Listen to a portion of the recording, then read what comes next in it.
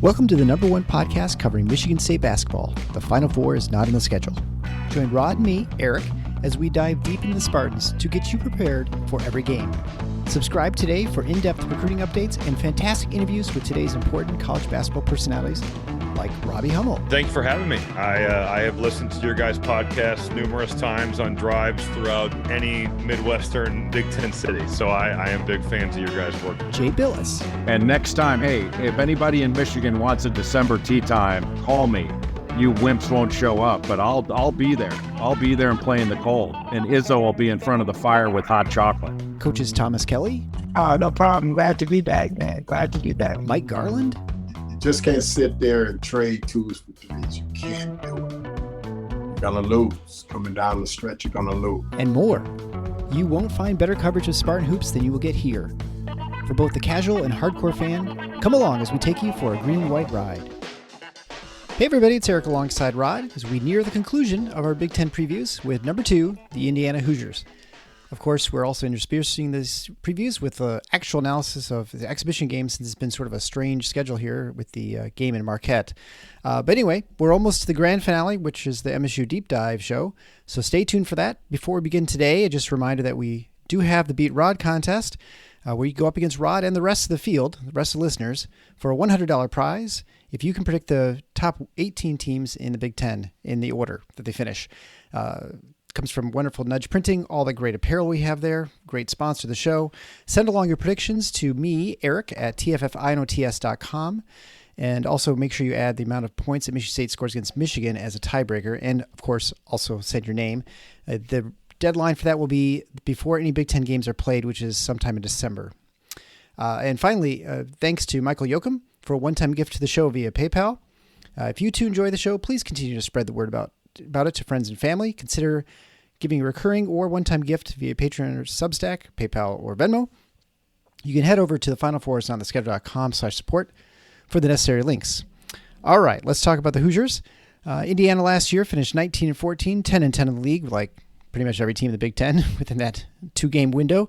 But missed the NCAA tournament for the first time under Mike Woodson's tenure. It's in his third year, although he just kind of snuck into the tournament the last 2 years. I think both years. Well, one of the years was certainly a play-in, but and so there was a lot of speculation. I know we thought nearing the end of the Big Ten season that his time might be up in Indiana, and that especially with Dusty May in the market, it looked like he was going to move out of FAU.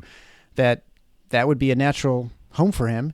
That obviously didn't happen, and Indiana did the exact opposite. Not only did they keep Woodson around, they just emptied the truckload of money, and they went after a bunch of players. And they have a lot of tradition, a lot of support, and so they decided to put it all on the line. And they're going to give Woodson every opportunity to succeed at Indiana with the NIL commitments.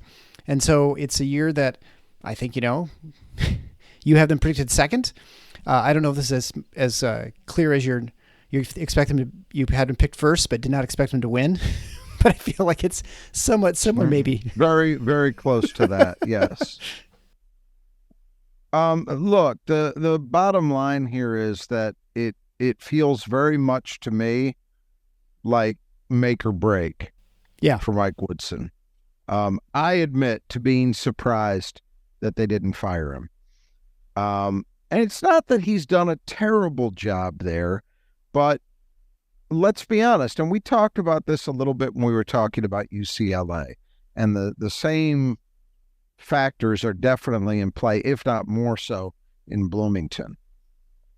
At Indiana, the expectation for that fan base is not met by saying, well, I've made the NCAA tournament 2 of my 3 years. Right. That's not even remotely going to get it done, Now, one can argue that perhaps it should be sufficient because really since Bob Knight left, this has been a program that has only been sporadically at levels of contention within the Big Ten or nationally. Mm-hmm. And they've run through a lot of coaches. I mean, we've seen 1, 2, if we can't count Dan Dakich's interim period, that would be 1, 2, 3, 4, 5. This would be the 6th coach since Knight left Is that 30 years or something? Yeah, less than that, and more like 25. And it's so you can definitely question the idea. Well, should they expect more? Is it realistic? I say it still is. Yeah, and I for think so. for a couple of reasons. The big one you mentioned already. It's the fan base and what that fan base translates into in terms of support, financial and otherwise. The second reason is that, and you can argue that in the portal era, this is less important than it used to be, but I still think it matters. They sit as the state school, the number one school in the state, in a state that is just crazy about basketball. Yeah. At all levels. And all you need to know, I've said this in the past on this podcast, when I've gone in the past to AAU events in Indiana, be it in Fort Wayne or covering EYBL in Indianapolis, and at these events, you usually end up in what are called satellite gyms because the main field house can only host so many games. And especially when you're working at multiple age levels, you basically need as many courts as you can get. Sure. And you go to some of these high schools, and it's insane. I mean, high schools with practice gyms. So they get the main gym where they play the games, but then they also have a practice gym.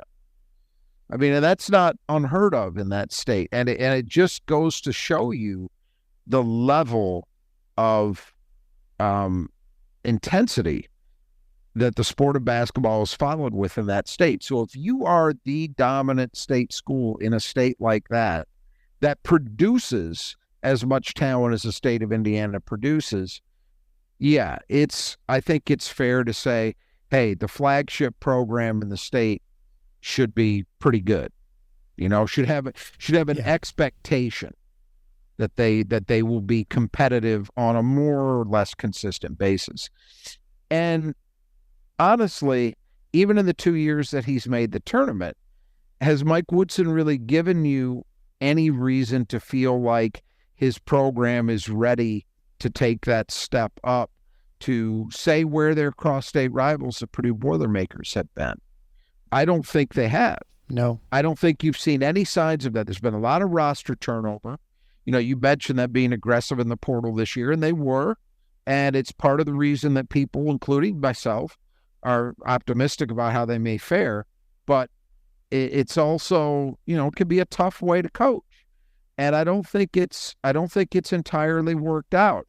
And you can't say that he hasn't had talent. He's had a lot of talent. He's had multiple NBA draft picks in his program over these 3 years, and yet what has it translated to? Not a hell of a lot in terms of wins by Indiana standards. So I really thought there was an out. It was his third year. They don't get to the tournament. You could make a case that the program is showing a negative trend, not a positive one. You could make that case if you wanted to. And as you said, a guy who had some heat on him, Dusty May, who had been a student manager in the IU program, was available, and by most accounts would have taken the Indiana job if it had been offered. Instead, they bring Woodson back, and they seem to redouble the financial commitment to the program, as evidenced by what they've gone and done in the portal. It's an interesting approach. I don't know that I agree that it was the right one, but we're going to all find out together. But I do think if somehow Indiana, I don't think Woodson has to win the Big Ten or get to a Final Four, but he's got to make the tournament. And I think there's got to be more to it than just that. He's got to do some damage. Yeah. Yeah.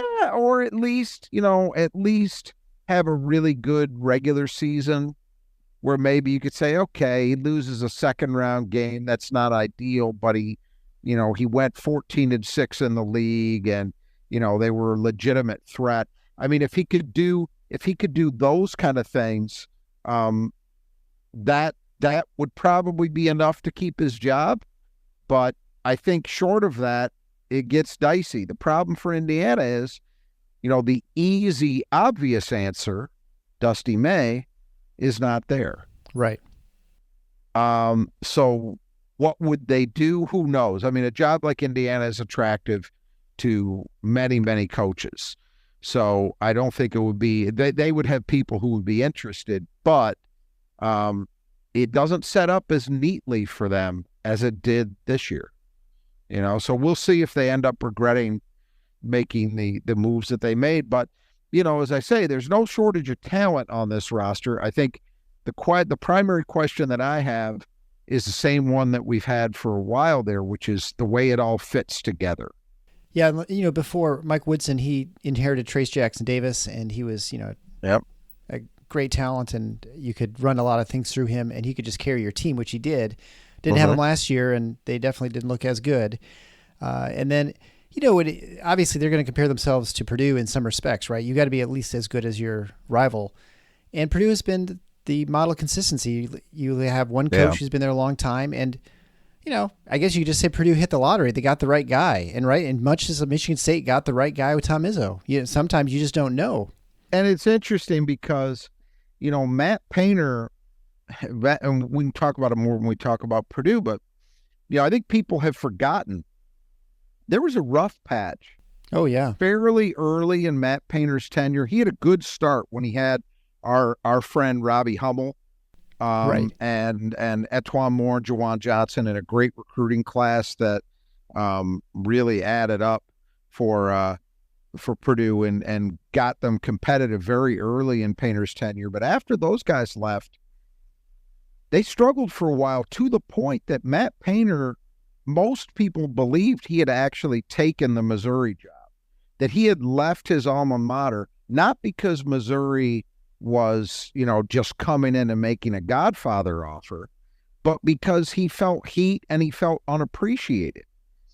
He has responded to that, and now, you can't even remember that period because, as you say, they've been a model of consistency. I would say particularly if you look at the last, say, 8 years or so, there is a remarkable level of achievement for Purdue where they're almost every year, there's a year or two in there where it wasn't the case, but most of those seasons, they were right there among the top couple of teams in the league.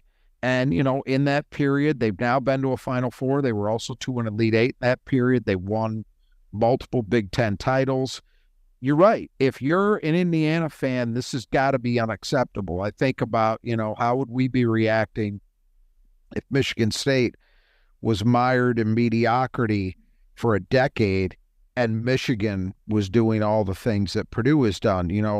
We've been in a situation where, when Michigan, in Izzo's tenure, when Michigan has been good, Michigan State's been very good as well. Right. So you haven't had that Schadenfreude feeling, but I think it's got to be there for Indiana fans, and I think they've got to be tired of it. So, sure. It's one thing if Purdue's good, but if Purdue's good, Indiana damn well needs to be good as well. And they haven't been at anything close to the same level. So we'll see. Like I said, it feels to me like it's a make or break for Mike Woodson. Yeah, the nice thing about Indiana, much like Purdue, is if you find the right person and they're of an age where they can plant their roots down for, 10, 20 years, you can have a long, good, consistent, like a Bill Self at Kansas now. He's absolutely left Illinois, absolutely right? True. Absolutely John true. Shire, Duke. There's not like that guy's going to go anywhere else. I mean, maybe you could flirt with the NBA, and that'd be the only place that person's probably going to go outside of weird stuff happening in the administration. I mean, Indiana would be the same situation. That was why it was great for Purdue when they got Matt Painter at what was still a relatively young age. So he's been there forever, but he's still got probably easy, if he wants to, I would say another 10 years for sure that he could do it. That would only put him in his mid-60s. So, that's all there for the taking. And truthfully, Indiana had that with Bob Knight. Indiana had Bob Knight at a very young age. They got him when he was in his 30s. And, that's why they were able to have all that success for that long period of time is because they, as you say, they had the right guy. Yeah. Yeah, very much. In many ways, for almost every program, that's matters more than anything, and I think there's a level of truly luck, because otherwise you see people teams cycling through like Indiana has with coaches. Not unusual. I mean, you've seen that kind of in Kentucky for quite some time now. They Calipari for a while, but before that they went through a couple of coaches in a few years and not a lot of success. Even North Carolina had that problem for a bit after after Dean Smith left, right? And even since after Roy Williams. So anyway, well, let's talk about, I guess, the players for Indiana. And obviously, as we've alluded to, Purdue would be the team you have number one. So they'll be next week. So we'll stick in the state of Indiana for the next episode. So the players departing, cleaning house, brought to you by the Squeegee Squad of Grand Rapids. If you need your windows cleaned or your house washed, the Squeegee Squad of Grand Rapids will be your first choice. They can take care of residential, commercial, high rises. Really, if it's a window, a pane of glass, they can take care of it and clean it up nice for you. You want to get a hold of them because it's 15% off. You mentioned Final Four when you get in your estimate. You can find ways to contact them at our support page at thefinalfours.com, not on the schedule.com/support. There you can find ways to get an estimate from Troy and his team. Meticulous work. They get up on the ladder so you don't have to. They do all your windows. They can do the inside, the outsides. They do the screens, all the stuff that you don't want to clean and you don't really want to get around to. They will take care of all that for you because it's real important to have a house that you can actually see out the windows. Maybe you're putting it on the market. Maybe it's had a long winter or you haven't washed it in like 10 years like our family. Actually, it's more like 15 years. So it made a huge difference, and it's been a lot great actually seeing not only through the windows, but I'm like, I didn't realize how dirty my screens were until they took care of all that stuff. So again, Squeegee Squad of Grand Rapids is your first choice for cleaning your windows or your house with power washing. So number one, a player departing, who's the most important one, is Khalil Ware, 7-foot transfer from Oregon. He really picked up, and compared to when Michigan State first faced him, was it like a year or two before that out west? The year prior. Yeah. He was much better this last year. He had been averaging almost 16 points a game, almost 10 rebounds a game, going along with just about 2 blocks a game. Shot 59, 43, and 63. So he was everything they hoped he'd be, although it was not quite enough to get him out into the NCAA tournament. Yeah, he was absolutely, I think, more than they could have realistically expected. Yeah, he was much better than the year before, yeah.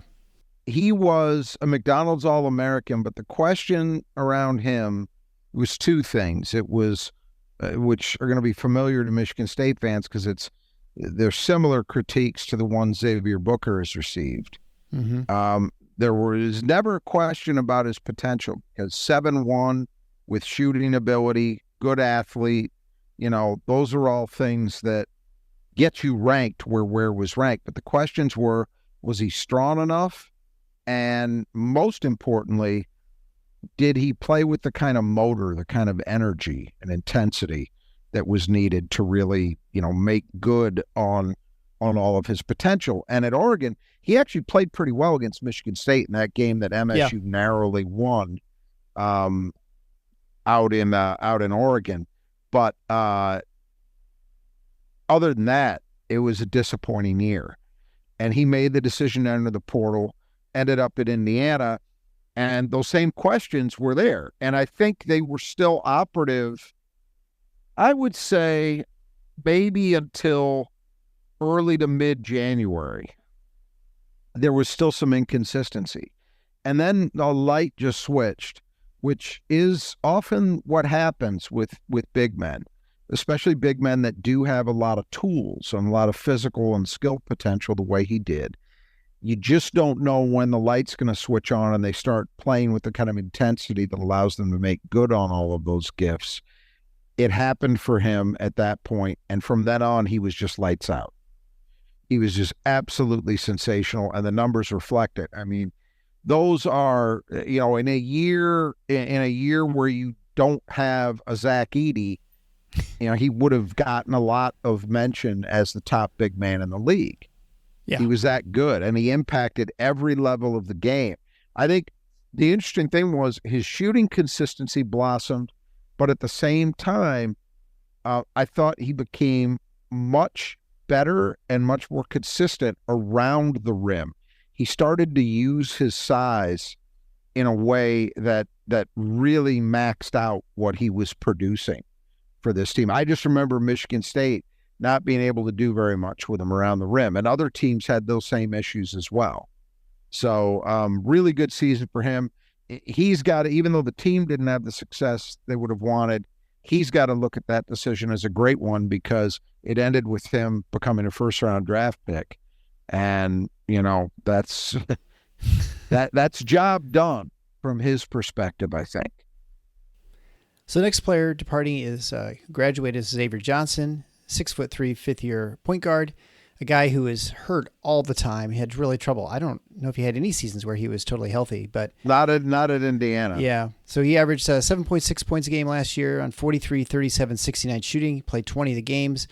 And as you mentioned many times, both in last year's preview and every time they were playing, sort of an empty stat sheet, a guy who put up the numbers and yet wasn't just like a winner for whatever reason as a point guard.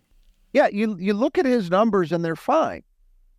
There's not, on paper, you would say, well, this is a capable player, not a superstar, but a guy who's contributing. But man, when you watch him play and you see what decisions he makes in close games, and you see the results in terms of wins and losses. And I was never convinced by him.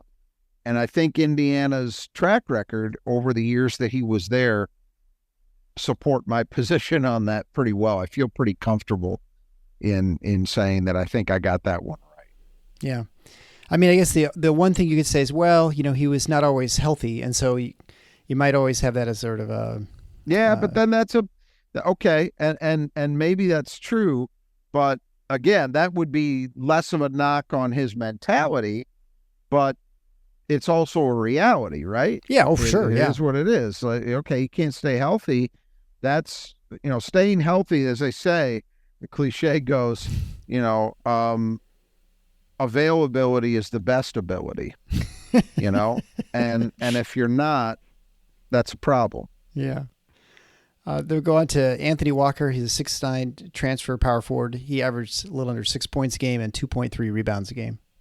Yeah, and, he was okay. I mean, he gave them some depth inside, about what they expected. And then but not irreplaceable. And then some transfers out. C.J. Gunn, 6'5" sophomore wing, who his name suggested he was a great shooter. He averaged 3.9 points a game on 34, and 67 shooting. Better last year than his freshman year. He ended up transferring to DePaul. Yeah, it just, he came in as a guy with a rep as a shooter, and he was better last year, but still not good enough to really stake a claim for a major role in their rotation. And you look at what Indiana did in the portal, and I think it tells you that, and he probably saw that their plans were, well, we need to get somebody other than C.J. Gunn. Yeah. That's Holtman and DePaul, right? Yeah, correct. Yeah. Okay. All right. Then we have Caleb Banks, 6'7" forward. He averaged 2.6 points a game, and he ended up transferring to Tulane. Yeah. Again, the step down kind of tells you the story there. He had a couple of years in the program, wasn't able to break through, and that, that's just going to be a pattern now. It's as opposed to guys, and this is the stuff that Izzo talks about. And I can't necessarily blame the kids when they look at their situation and they try to be honest with themselves about it. But on the other hand, I understand Izzo's position tends to be, one of the things we're losing is requiring some resiliency out of kids, giving them a situation, because if you look back through Michigan State basketball history, for example, somebody like Morris Peterson in the modern environment probably does not blossom at Michigan State. Maybe he never blossoms at all. You don't know how it would have gone somewhere else. But he basically had a redshirt year, and then he had a freshman year. So 2 years where he did basically nothing. And he was about halfway through his third year in the program, his redshirt sophomore year, and he hadn't really been much of a factor. And then he broke through. He had the broken, whatever was the broken wrist, he was wearing the club on his non-shooting hand. But he finally realized, okay, if I can guard somebody, I can play, and it all came together for him. Well, that was resiliency. You look at up and down these Big Ten, every school, not just Big Ten schools, but you look at these Big Ten schools we've been talking about, and you go up and down the rosters, and the C.J. Gunns and the Caleb Bankses of the world, it's an epidemic. More often than not, if you've stayed 2 years in a place and you haven't really broken through, the odds are good that you're going to leave. Yeah, or even if you stay, they're going to recruit over you. That too. A lot of places too. But at least there, you could say, okay, but they're still going to have the opportunity to show resiliency, to learn to overcome things, rather than. And I'm not making an argument for the portal being more restrictive. I'm not saying that. I think that it ultimately, I think this is fair. What we have, unless you're compensating the athletes, and then we can start to have a discussion about what rights you give away in exchange for compensation, financial and otherwise, all those things. But I'm not arguing against it. I am just saying you are struck by it as you go through these rosters, how commonplace this phenomenon with these last two guys we've talked about is. And it does say something. It does. Now, it doesn't outweigh what I think is the moral imperative in terms of their ability to make a free decision like any other student does. But there's something being lost in it too. That's the point I guess I'm trying to make. There are trade-offs with everything, right? So, absolutely. Yeah. Well, and that brings us to our last departing player, Peyton Sparks, 6'9", post backup. He ended up transferring back to Ball State where he had been the previous year. He averaged 2.1 points a game and 1.8 rebounds a game. It's funny. In these situations, it almost starts to feel like they do a year-long tryout. It's like an internship or like yeah, it's like, okay, come up to this level, take a shot, see if you can hang. If you can't, well, your spot's still waiting for you back in the MAC. And he was good in the MAC. He came into Indiana, I believe both he and Walker, if I remember correctly, committed before Ware did. And I suspect that maybe their decisions were in part or thinking that they might have a bigger opportunity than there actually was. But Sparks really didn't play a whole hell of a lot. And so he goes back to where he was before and where he was effective. And, I guess the right decision for him. Yeah. All right, we'll go on to returning players for Indiana, brought to you by Nudge Printing. As you return back to campus you're either going to school, maybe you're going to football games, basketball, hockey, whatever it is, make sure you have the right apparel. You can get all your apparel choice selections taken care of at nudgeprinting.com. 20% off for listeners of the show. Typing in Final Four just as one word into checkout. And they have everything from coats and shirts, sweatshirts, t-shirts, hoodies. They also have all kinds of stickers you can put on your wall or on your cornhole.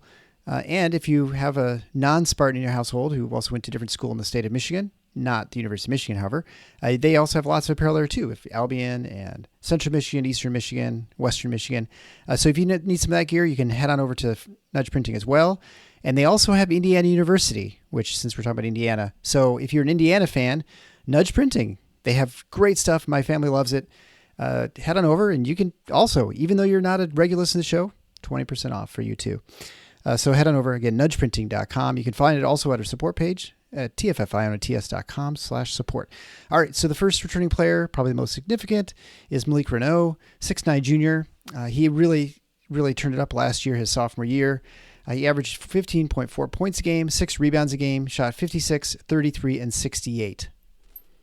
Yeah. And he, again, this is a guy who showed development in his second year. His freshman year, he flashed potential.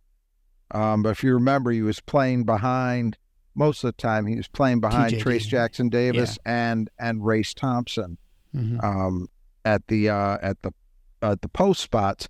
Last year, he was the starting four-man, really good numbers. They think he can continue to develop away from the basket, but I'll tell you, in my eyes, where he's really, really good is as a low post player. I think he's got, obviously he's got good size, but he's crafty.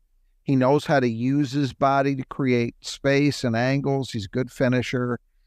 He passes well from what I've seen. And I think he can also, as he was last year, he can be a solid part of a high-low game with another big man, and he's gonna have that. He's gonna be able to operate with that again this year, even with Ware departing. I like him a lot. My only question is, and it's gonna come back as we talk about these guys both that are returning and that they've added. I don't necessarily love the way all the pieces fit together. And I hope for his sake that they're able to get him operating kind of like they did last year in a role where he's able to max out what he can do, because I think he's a really good player. Yeah, he seems he's a real great energy and very kind of scrappy guy too. So that's to his benefit. For a guy with talent, that's really hard. Good. Yeah, plays hard. Exactly. Yep. Next player is Mackenzie Magbaco. 6'7" sophomore, averaged 12.2 points a game, 4.1 rebounds a game, shot 40, 33, and 82. And so, I mean, he was very impactful for a guy who I don't know they were expecting a ton from last year. Well, no, they expected a lot. I wasn't sure what they were going to get because, again, we talk about fit. And his numbers are solid, They're really actually pretty damn good for a true freshman year. 12 points, 4 boards a game. The 3-point shooting got better as they went along. 33%'s okay. This is a kid who was considered an elite recruit. He had committed to Duke, and then when Duke had some guys decide to come back, which were sort of surprising decisions, he opted to decommit, ended up at Indiana. But this is the thing. Even with the 3-point shooting improving, I don't think he's a wing. I don't think he's a 3-man. And yet they've got Malik Renault, who has to play the 4. Yeah. Because they've got a 5 we're going to talk about who came in via the portal. Right. So you've got to play Magbaco at the 3, and I don't think that's his natural position. I don't think he's particularly great defensively guarding those kind of guys. And I don't think it lends itself to his best basketball offensively either.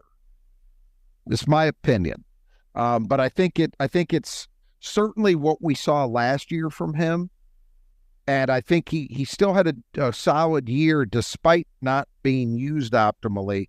But if they're doing that again, I just don't know that that's best for this team. And for him, because he's a guy who sees himself as an NBA player. Right, yeah. Well, speaking of high energy, let's with Renault is Trey Galloway, 6'5", fifth-year senior guard, averaged 10.6 points a game, 2.9 rebounds a game, 4.6 assists a game, to just 2.1 turnovers. Shot 47, 26, and 53. So obviously, his problem is he can't shoot outside very well. But for what he can't shoot outside, the guy runs in like fifth gear at all times. I think he did a nice job because he was never considered any kind of real point guard. I mean, He was always seen as a wing. Michigan State recruited him out of high school. They had interest in him. And he kind of struggled to make an impact for a while at Indiana, but he found his way. Last year, because of Xavier Johnson's injury, they really needed him to step up and play the point. And that's what he did, and he did it pretty well. I mean, better than a 2-to-1 ratio. Pretty solid. But I think that took its toll on his shooting because he dropped by about 20% from 3 from the year prior. At 26%, man, that's just not going to get it done. It's rough, yeah. He's also a very good defensive player, and he can guard a lot of different kinds of people, so that helps too. There's some help coming via the portal, They have a player we're going to talk about next in Gabe Cupps, who I think they have hope will continue to mature, maybe be able to help on the ball more. So if they can at least get him some minutes off the ball, I think that should help him be a more efficient player offensively. That would be the goal, at least. I still think he's going to play at the one some of the time at least, but if they can get him a little bit of a break, that may help his production. He never looked super comfortable playing point. To your point, he just, he's not a natural point guard. It's not natural for him, but I can't argue. I can't argue with the way he ran the offense. He did a nice job when you look at the numbers. It's just that I think it took so much out of him that it ended up being a detriment to some other elements of his game. That's my 2 cents at least. Well, and you mentioned Gabe Cupps. So he's 6'2" sophomore. He averaged 2.6 points a game and 1.2 to 0.8 assist to turnover ratio. He shot 36, 36, and 62 and played about 22 minutes a game. Yeah, and again, that was way more than they anticipated. I think they thought he would be part of the rotation, but in a limited way. But the injuries really prevented that from happening. They were forced. And keep in mind, Galloway was a little bit banged up at times too. Yeah. So there were games where Cupps really had to be the guy. And that was never really in the cards. I don't think he was quite ready for that. So I would expect his minutes will drop some. He's still going to be solidly in the rotation, but it shouldn't be 22 minutes a game. And they can hope that that and a year of maturity will help him be a little more assertive when he's actually out there. I thought that, he shows potential, but he was not aggressive enough offensively.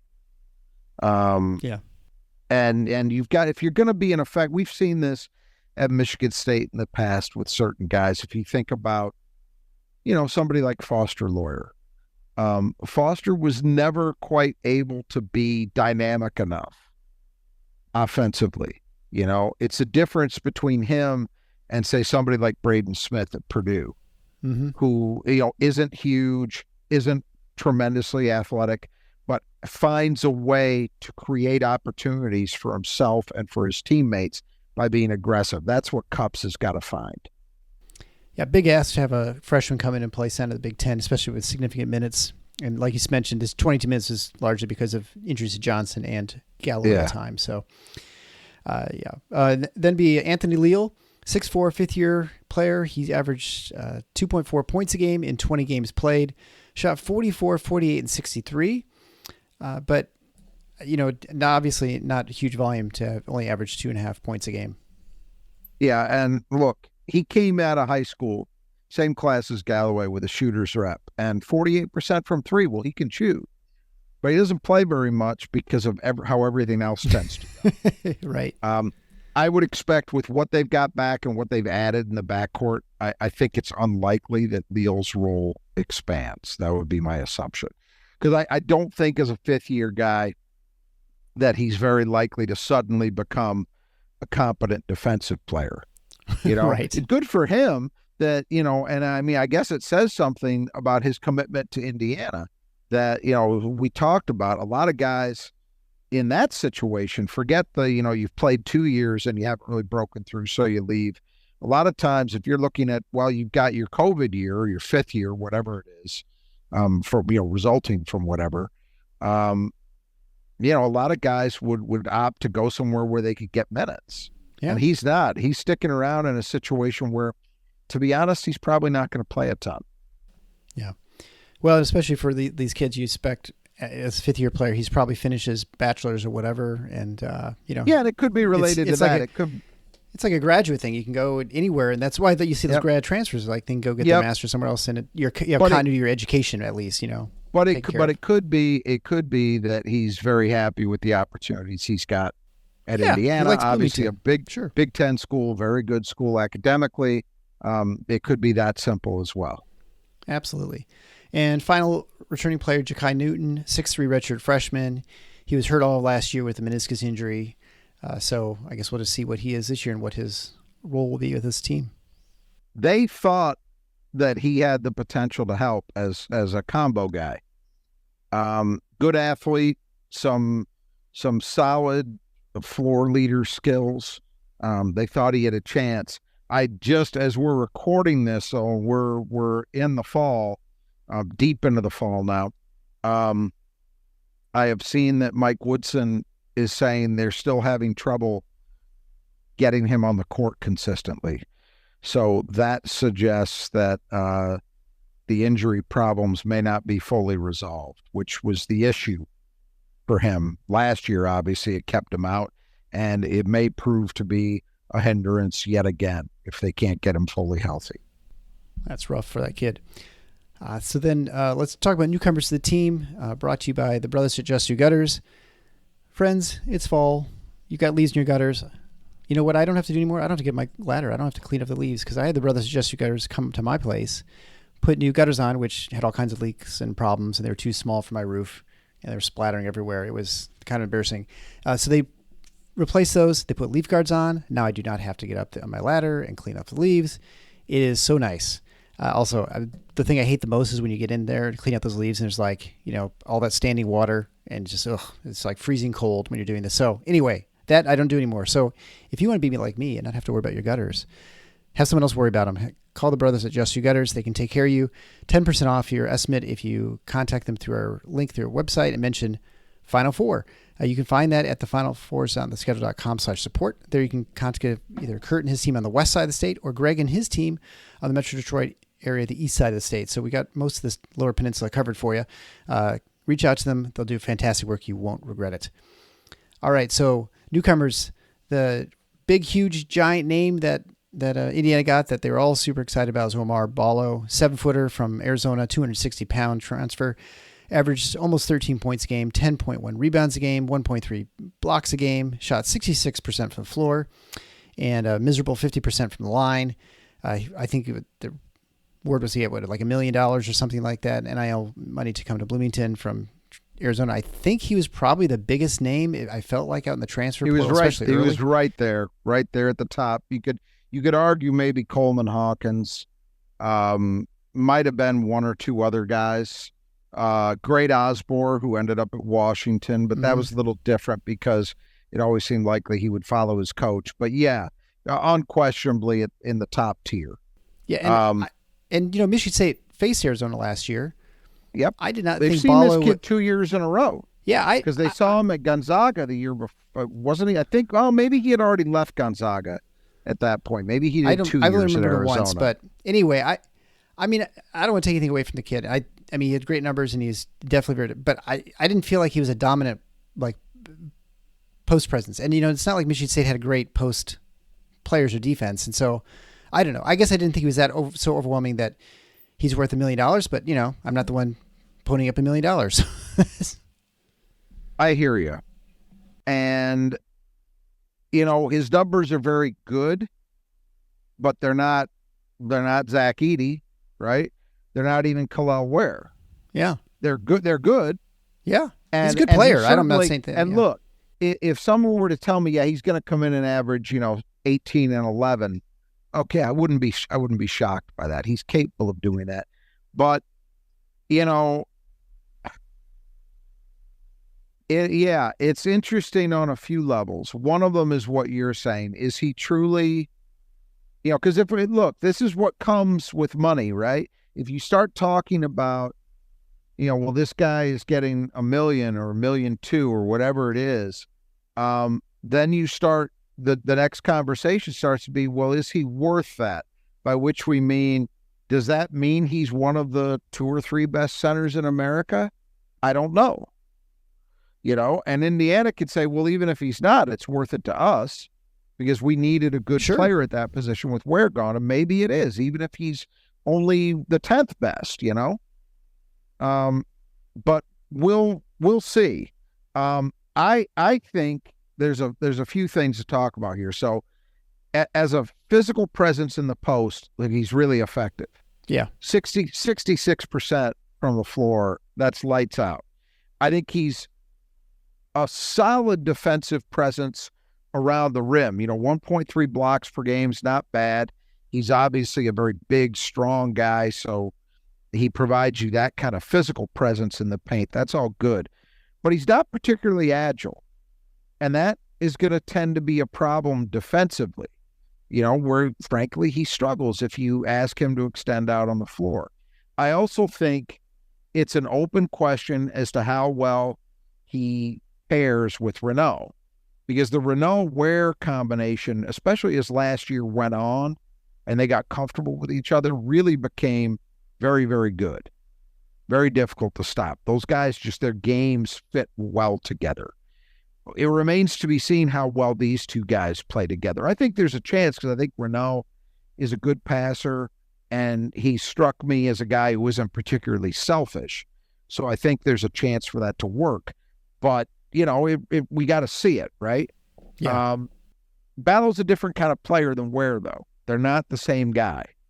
So he's not as versatile. He's not going to stretch the floor at all. So it's all going to be around the rim, whereas Ware Ware and Renault could invert a little bit. They'd kind of take turns who was on the perimeter, who was on the post. That's not really going to be the case. And if it's all post game with Ballo, there's a part of me that wonders, is that post area going to get a little bit congested? You don't know. But look, great talent. Nobody can question that.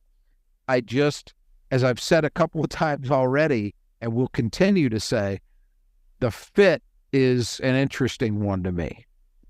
Yeah, well, and I mean, how many times have we said that through these previews, that you don't know how things are going to work and fit together, because you've not had a chance to see combination. I mean, teams are always changing, evolving as players come and go naturally, in the past. So it's nothing new, but there's a lot more turnover and more sort of questions, I think, coming into the season, just because there's this very impactful pieces that are coming in and going.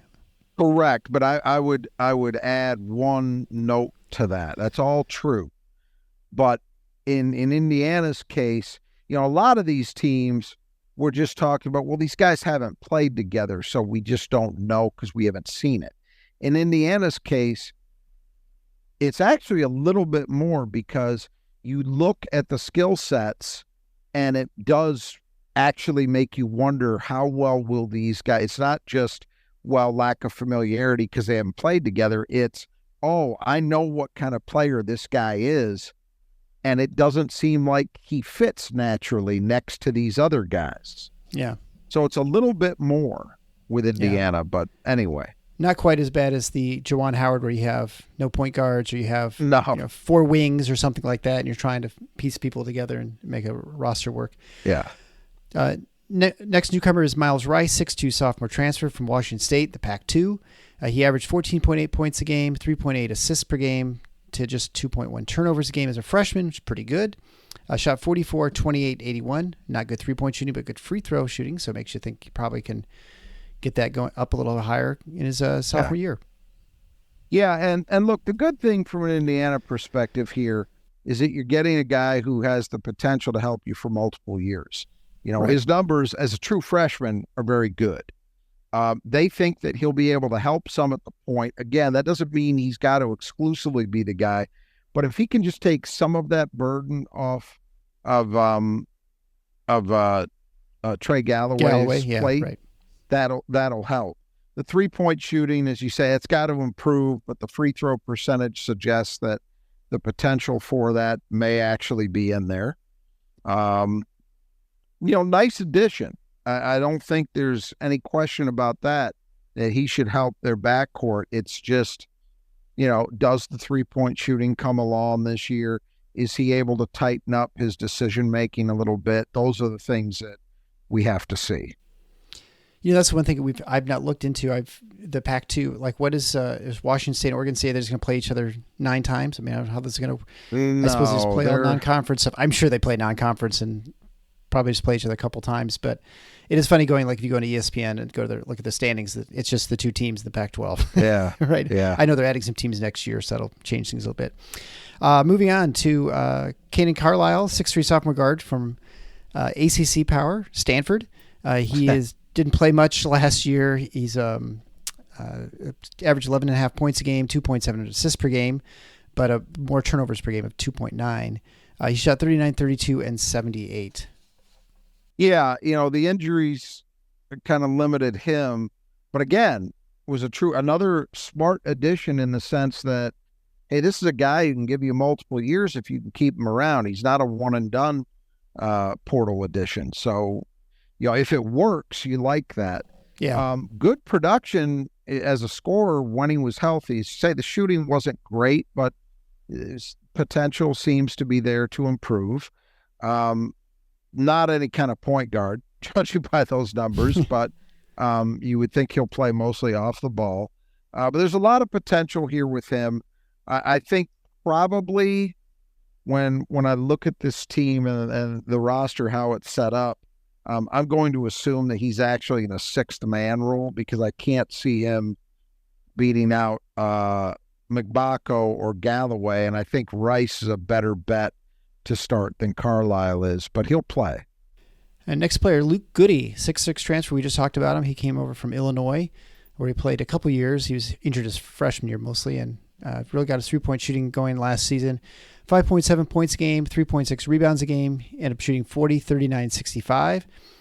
And I tell you, he's a guy who you almost wonder if at some point he might even threaten for a starting spot because he plays so hard and he can kind of just help you in other ways. I mean, I don't know what will happen at the three for Indiana. Yeah, the only way I would see that is if they decide that Miles Rice should be coming off the bench. I can't see him starting ahead of Galloway or McBacco, but yeah, at least on paper, a really good addition because Goody can shoot. He's proven that.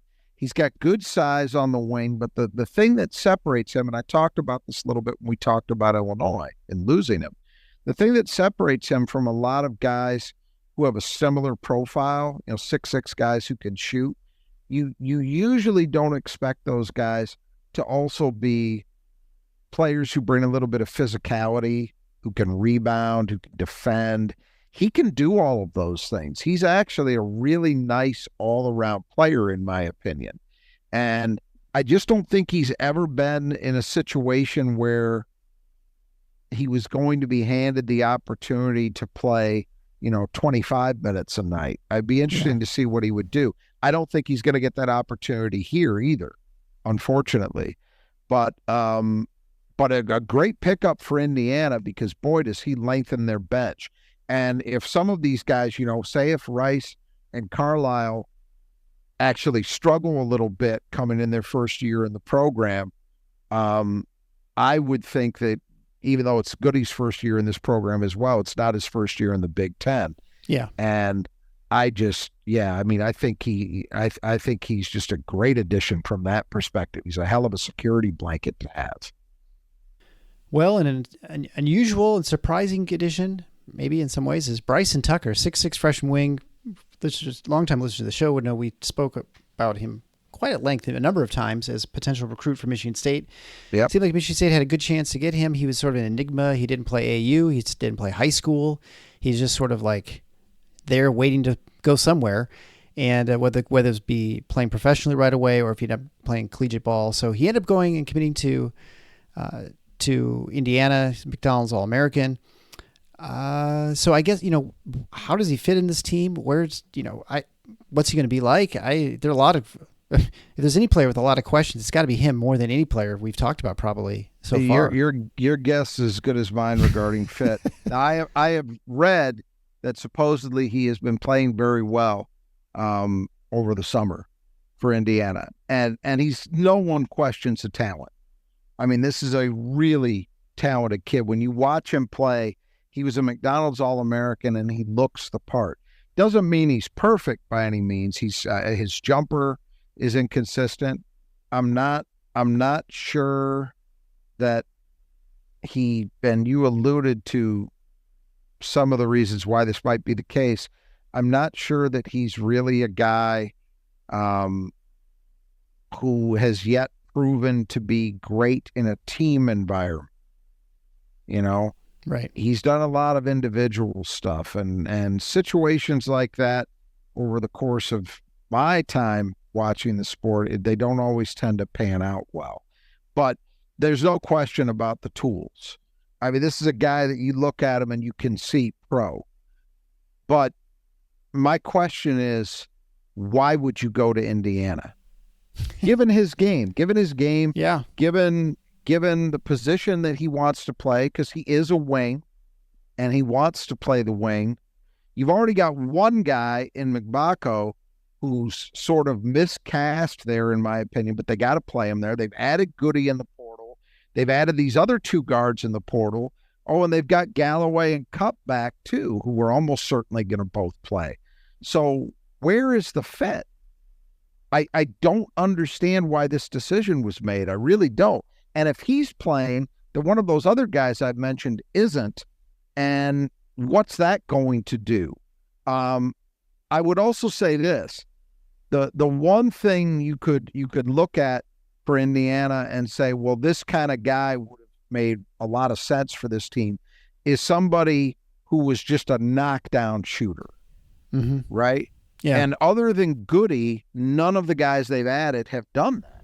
Right. The two Pac-12 transfers, young players to be sure, but they did not shoot lights out as freshmen, and shooting is not Tucker's strength either, at least coming in. So, it's it's the same issue with this team I keep coming back to. Fit. But it's going to be fascinating to watch. Yeah, for a guy like him, you think there are plenty of opportunities in major teams where you're going to be able to start probably right away as a wing without much problem. He went into sort of like a logjam. It's sort of a strange situation where now maybe the NIL money is so much more than elsewhere, which is entirely possible. I mean, but I would also say this: it is possible that their thinking is that they're going to be able to swing McBacco to get some 4 minutes. Sure, and that is a very possible route. But it's still, when you added Goody to this team and Tucker, like one of those guys, okay, both. I don't know. Then and again, to come back to Tucker one more time on this, the whole deal with him in his recruitment was his dad is a former college player. He played at North Carolina State, been heavily involved, and the thinking all along is this guy, more than most, is looking at a 1-year pit stop. That's what he wants. And, on to the NBA. Well, I don't see how Indiana made any sense at all. Not unless that you plan, unless you are so confident that the kid is just going to come in and just roll all these other guys and play 25 minutes a night anyway, which maybe it happens, but I have my doubts. Yeah, right. That'd be the one thing that makes sense, that he's going to get the notoriety. He'll get the the endorsement stuff, because, you're high profile. Yeah. If you're a starter at Indiana and playing really well, you're going to get it. If he had come to Michigan State, I would have had similar concerns. Yeah. Like, okay, he's a really talented player, but did they have a big enough role for him that he's going to be happy? Those were my concerns when he was being recruited. So I didn't understand the thought process here, but we'll all find out. All right, so a couple players left. Langdon Hatton, 6'10", 230-pound transfer from Bellarmine, averaged 10.5 points a game, 7.1 rebounds a game, shot 48, 33, and 68. Yeah, I mentioned that you look at their roster and they're probably going to have to play McBacco at least a few minutes a night at the 4. I guess theoretically Tucker could play some there too, but I don't think that's what either one of those guys really wants to do. But adding Hatton or a guy like him was important because they do need somebody with some legit 5 size as a backup option. So I don't think Hatton's going to have a huge role, but he's experienced. He was productive at a lower level of D1. So a reasonable kind of addition in the current environment that, okay, we get this guy in and maybe he gives us, 10 minutes a night. And finally, in addition to the team, is a guy who I think got lost on his way to West Lafayette, ended up in Bloomington, Dallas James, 7-footer. Don't all the 7-footers go to Purdue? 230-pounder, fifth-year senior transfer from South Carolina State. He averaged a little under a point a game, a little under a rebound a game, playing 26 games, starting 14. So he's going to be a guy at the very end of the bench, I imagine. Yeah, I think this is an emergency-only sort of guy because he played a very slight role at South Carolina State. Not South Carolina. Right. So that would suggest probably not likely to play any kind of serious minutes in Bloomington. But physically, at least, he meets the standard, that if you have to play somebody, either due to excessive foul trouble or health, at least he physically gives you a chance. Absolutely. And the Brothers Adjust to Gutters, they are sponsored for the which player do you need to keep in the gutter. And so for the Indiana next season, which player do you think teams will have to keep in the gutter above all else? This is actually a tough one for this team. It is a tough call because there are a few guys you could mention. Yeah. I'm gonna go with Renaud. Yeah. I just think he's their best overall talent. And then going on to overall this team. So 2 years ago, you said Indiana would win the Big Ten, or you had them as number 1, but you did not expect them to win Big Ten. And here you have them 2.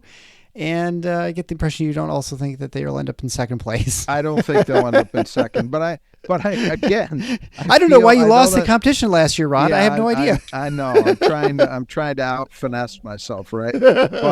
But truthfully, look, the talent level is impressive. I mean, you've got, I think, 3 McDonald's All-Americans on this roster. I believe that's accurate. I think Renaud was one. I know McBaco was one, and Tucker was one. So I think they've got 3 McDonald's All-Americans. Then you add in a guy like Ballo that they add, who was supposedly among, if not the highest ticket guy in the portal this year. And then, you add to that a lot of guys who have done it at the Big Ten level, like Galloway, like Goody, et cetera. Some other high major guys they brought in who had success in Rice and Carlisle.